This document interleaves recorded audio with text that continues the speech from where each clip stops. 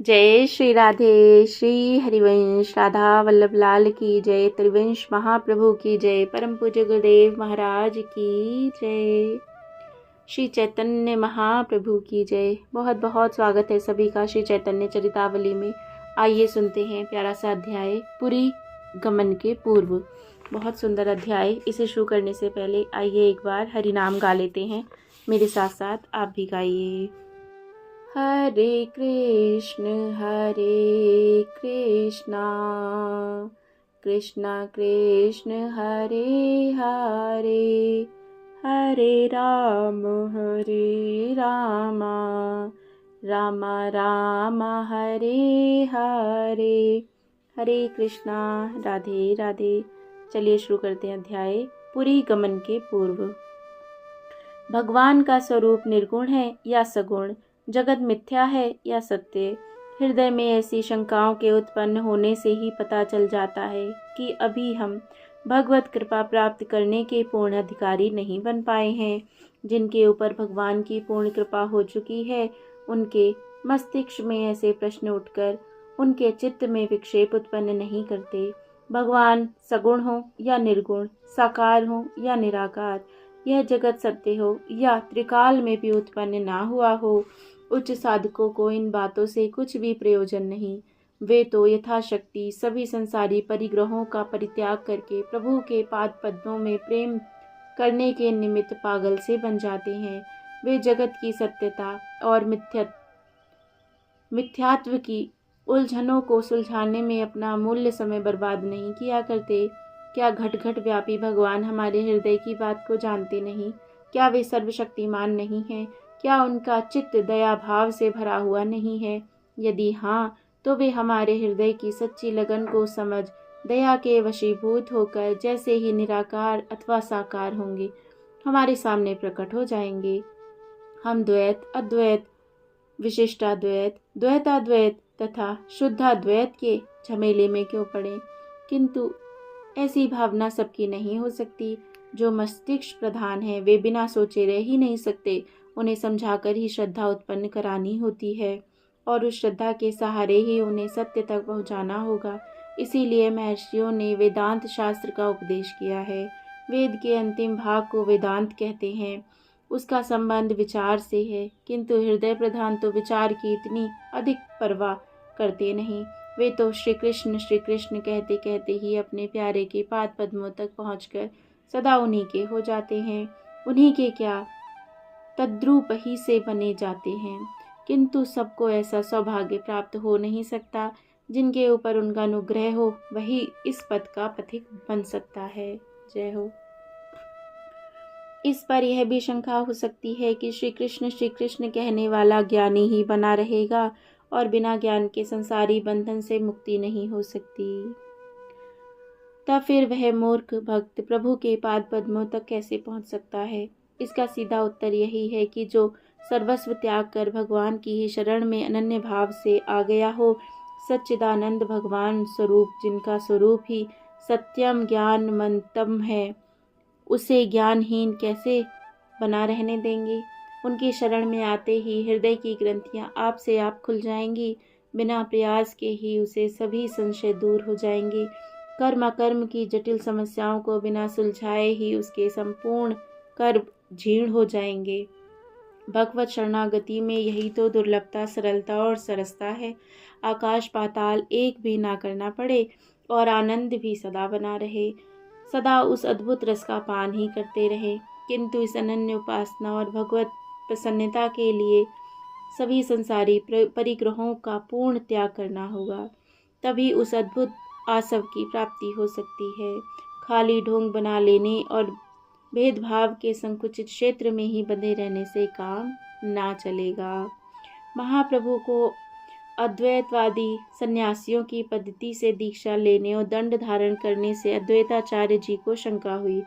उन्होंने प्रभु से पूछा, प्रभु, आपने अद्वैतावादियों की भांति यह सन्यास धर्म क्यों ग्रहण किया? आपके सभी कार्य अलौकिक हैं, आपकी लीला जानी नहीं जा सकती। इस प्रश्न को सुनकर कुछ मुस्कुराते हुए प्रभु ने कहा, आचार्य देव, आप तो स्वयं विद्वान हैं। आप विचार कर स्वयं ही देखें, क्या मैं अद्वैत के सिद्धांत को नहीं मानता? आप ही सोचें, आप में और ईश्वर में चिन्ह आदि मात्र का ही प्रभेद दिखाई देता है, वस्तुतः तो दूसरा कोई अन्य भेद प्रतीत होता ही नहीं। इस उत्तर को सुनकर हंसते हुए अद्वैताचार्य कहने लगे, धन्य है भगवान, आप तो वाणी के स्वामी हैं, आपके सामने तो कुछ कहते ही नहीं बनता। तब प्रभु ने बहुत ही गंभीरता के साथ कहा, आचार्य देव, इसमें द्वैत अद्वैत की कौन सी बातें हैं? असली बात तो यह है कि बिना सर्वस्व त्याग किए हृदय वल्लभ प्राण रमण उन श्री कृष्ण का भजन हो ही नहीं सकता। इसीलिए मैंने सर्वस्व त्याग कर संन्यास ग्रहण किया है। यह मन तो अत्यंत ही चंचल पशु के समान है। यह सदा स्थिर भाव से श्री कृष्ण चरणों की सुखमय शीतल छाया में बैठकर विश्राम ही नहीं करता, सदा इधर उधर भटकता रहता है। इसी को ताड़न करने के लिए, ताड़न के निमित्त मैंने यह दंड धारण किया है। प्रभु की ऐसी गूढ़ रहस्यपूर्ण बात सुनकर अद्वैताचार्य को मन ही मन बड़ी प्रसन्नता हुई। इसके अनंतर अन्य बहुत से भक्त प्रभु के संन्यास के संबंध में भांति भांति के बातें करने लगे। कोई कहता, प्रभु आपने संन्यास लेकर भक्तों के साथ बड़ा भारी अन्याय किया। पहले तो आपने अपने हाथों से प्रेम तरु की स्थापना की, उसे संकीर्तन के सुंदर सलिल से सींचा और बढ़ाया, उस पर फल लगे और उनके पकने का समय आया, तभी आपने उसे जड़ से काट दिया। लोग अपने हाथ से लगाए हुए विष वृक्ष का भी उच्छेदन नहीं करते। आपने बिना भक्त कैसे जिएंगे? कौन उनकी करुण कहानियों को सुनाएगा और सुनेगा? विपत्ति पड़ने पर भक्त किसकी शरण में जाएं? संकीर्तन में अपने अद्भुत और अलौकिक नृत्य से अब उन्हें कौन आह्लादित करेगा? कौन सा भक्तों के सहित गंगा तट पर जल विहार करावेगा? कौन हमें निरंतर कृष्ण कथा सुनाकर सुखी और प्रमुदित बनावेगा? प्रभु, भक्त आपके वियोग दुख को सहन करने में समर्थ ना हो सकेंगे। प्रभु भक्तों को ढांढस बंधाते हुए कहते, देखो भाई, घबराने की बात नहीं। अब जो होना था सो हो ही गया है। अब संन्यास छोड़कर गृहस्थी बनने की सम्मति तो तुम लोग भी मुझे ना दोगे। तुम सभी लोगों के स्वामी अद्वैताचार्य जी यहाँ रहेंगे ही। मैं भी जगन्नाथपुरी में निवास करूँगा। कभी कभी तुम लोग मेरे पास आते जाते ही रहोगे। मैं भी कभी कभी गंगा स्नान के निमित्त यहाँ आया करूँगा। इस प्रकार परस्पर एक दूसरे से भेंट होती ही रहेगी। इतने में ही चंद्रशेखर आचार्य रत्न बोल उठे, हम सब लोगों को तो आप जैसे तैसे समझा भी देंगे, किंतु सची माता को क्या कहते हैं? वह तो आपके बिना जीना ही नहीं चाहती। प्रभु ने कातर भाव से कहा, माता को मैं समझा ही क्या सकता हूँ?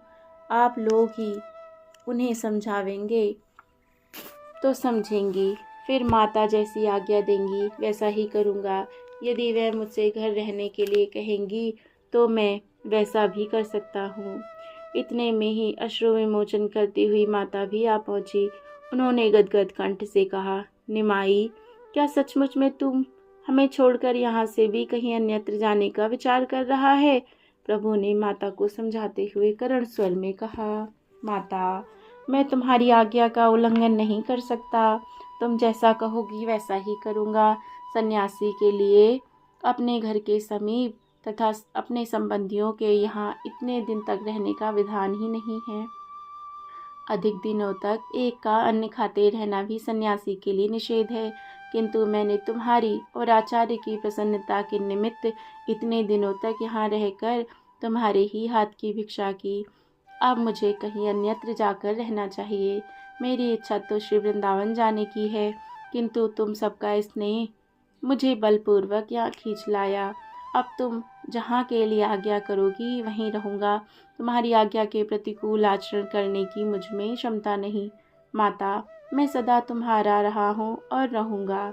अपने सन्यासी पुत्र के ऐसे प्रेमपूर्ण वचन सुनकर माता का हृदय फट गया और माता का हृदय पलट भी गया। इन प्रेम वाक्यों ने मानो अधीर हुई माता के हृदय में साहस का संचार किया। माता ने दृढ़ता के स्वर में कहा, बेटा, मेरे मेरे भाग्य में जैसा बदा होगा उसे मैं भोगूंगी। मुझे अपना इतना ख्याल नहीं था जितना कि विष्णु प्रिया का। वह अभी निरीह अबोध बालिका है। संसारी बातों से वह एकदम अपरिचित है, किंतु भावी प्रबल होती है। अब हो ही क्या सकता है। संन्यास त्याग कर फिर गृहस्थ में प्रवेश करने की पाप वार्ता को अपने मुख से निकालकर मैं पाप की भागनी नहीं बनूंगी। सन्यासी अवस्था में घर पर रहने से सभी लोग तेरी अवश्य ही निंदा करेंगे। तेरे वियोग दुख को तो जिस प्रकार भी मैं सहन कर सकती हूँ, किंतु लोगों के मुख से तेरी निंदा मैं सहन नहीं कर सकूंगी। इसीलिए मैं तुझसे घर पर रहने का भी आग्रह नहीं करती। वृंदावन बहुत दूर है। तेरे वहाँ रहने से भक्तों को भी क्लेश होगा और मुझे भी तेरे समाचार जल्दी जल्दी प्राप्त ना हो सकेंगे। यदि तेरी इच्छा हो और अनुकूल पड़े तो तू जगन्नाथपुरी में निवास कर। पुरी की यात्रा के लिए यहाँ से प्रतिवर्ष हजारों यात्री जाते हैं।